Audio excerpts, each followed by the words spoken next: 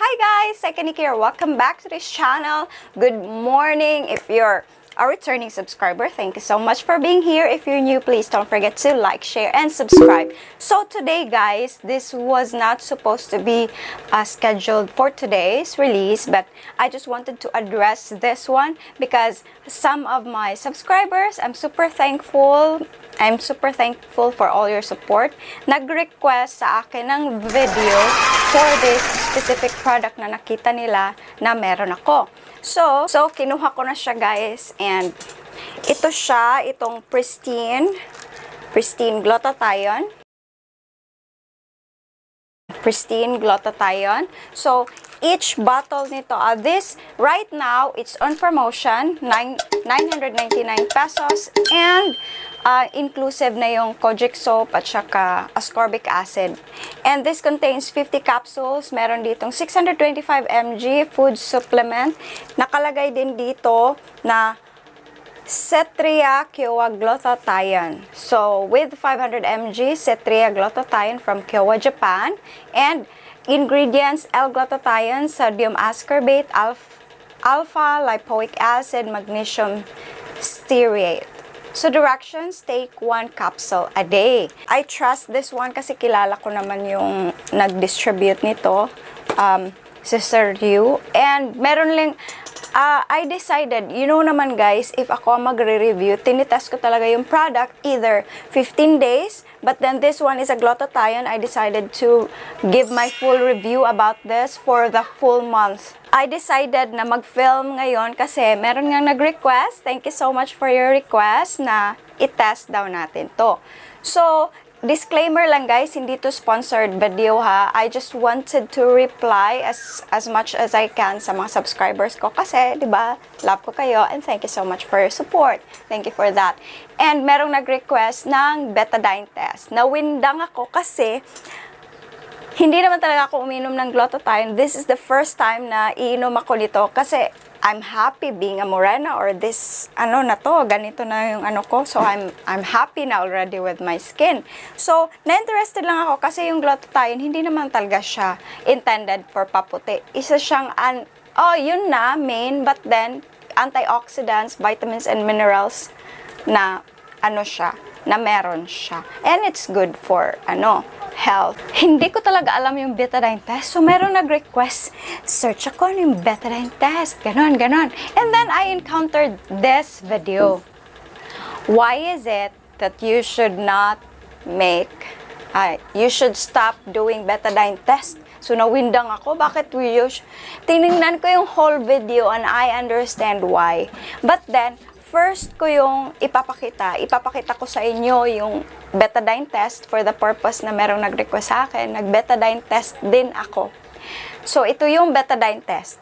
So, as you can see, meron akong prepare. Sayang nga lang, hindi siya clear yung glass kasi madalian nga, diba? Gusto kong matest. So, ito na siya. And then, as you can see, kumuha ko ng isang glutathione na capsule. And then, betadine, meron din akong ibang ingredients, din ako ng tawas at saka vitamin C. So as you can see here, nilagyan ko ng maraming betadine. Pag stir ko, ito na siya. I-explain ko naman dun sa video kung bakit sinabi niya na hindi parang legit yung betadine test. Kasi meron siya ring pinakita, trinay ko rin if it's true, kasi naman nga gusto nating matry. So, trinay ko rin, meron siyang nilagay na tawas at saka vitamin C. Yung vitamin C, same, nagpumuti din yung water, and at the same time, minix ko yung tawas at vitamin C doon sa isang mixture, and then pumuti din yung nakakatawa naman. Na, alam nyo guys, nakapag-try ako ng mga things na hindi ko pa natatry. So, nashock ako, wow, parang magic. And meron din akong nakita kasi meron ding iba, yun na nga, proven na hindi talaga yung betadine test sa mga glutathione. So, hopefully, stop na natin yung mga betadine test, no? Kasi, advice ko lang, if kilala nyo yung mga seller, legit seller, doon na lang kayo mag-purchase, and then be careful na lang sa mga scammer. Meron namang mga maraming video na to know if that's fake or not. So, yung betadine test, parang 50, ganun siya, shaky siya. Though, na-amaze ako dun sa transformation, no? But then, yun na nga, hindi siya talaga basihan to test the glutathione. And isa pa, meron pang issue na pag meron daw mga latak-latak. So, meron din ako nakitang video about that. So, trinay ko, kinumpare niya yung fake at saka yung original. And, yung original, merong clear yung water at merong natitirang latak. At yung isa naman, cloudy and walang latak. So, ano ba talaga, besh? So, ang advice ko lang talaga is just be careful. If yun ang choice nyo in drinking glutathione, kung ano man yung purpose nyo to drink it, if it's for healthy purposes, it's good. For whiter purposes, para pa-whiten, maganda naman siya, pero siguro moderate. And then, it's for your own choice. Hindi ko na sinasabi na nag-effect sa akin, mag-effect din sa inyo. I think, same lang naman sa mga nagre-review kasi different skin types tayo, different structure sa body, iba-iba yung katawan natin. Iba-iba yung mga components, not components, but yung reaction ba. So, please just be careful. Doon na lang kayo bumili. If gusto nyo bumili, doon sa trusted na site at trusted na seller at kakilala nyo talaga, ay nakikita nyo na proven.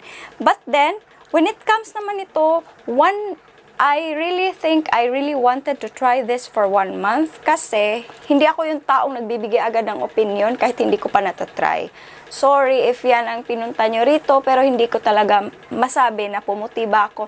I will try this for 15 days, i-update ko kayo, and then month. And then after that, yun na ang full review ko. Pero bala ko siyang 2 months. Mag-update pa rin ako ng 2 months regarding sa paputi version. But then, na-take ko na to siya for 3 days. First impression ko lang is, ihi ako ng ihi at first. And then, ang ganda ng tulog ko. Yun ang first talagang naano ko na ang ganda ng tulog ko. Sleeping pills. Hindi naman, pero maganda yung tulog ko talaga. And then, yung appetite ko, gumagana, parang ang sarap kumain. But then, guys, ano naman to siya, guys? You need to exercise pa rin. Exercise, eat healthy diet.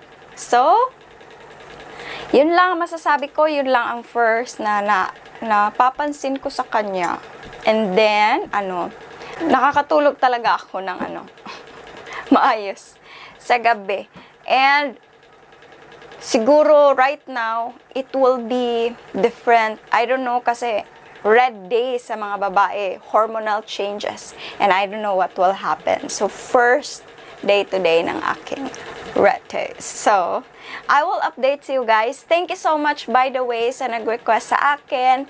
And, I really appreciate na nag-request talaga kayo, nag-reach out talaga kayo. Thank you so much for requesting this video. So, bye-bye for now. See you soon in the next video. Sarang, mahal ko kayo.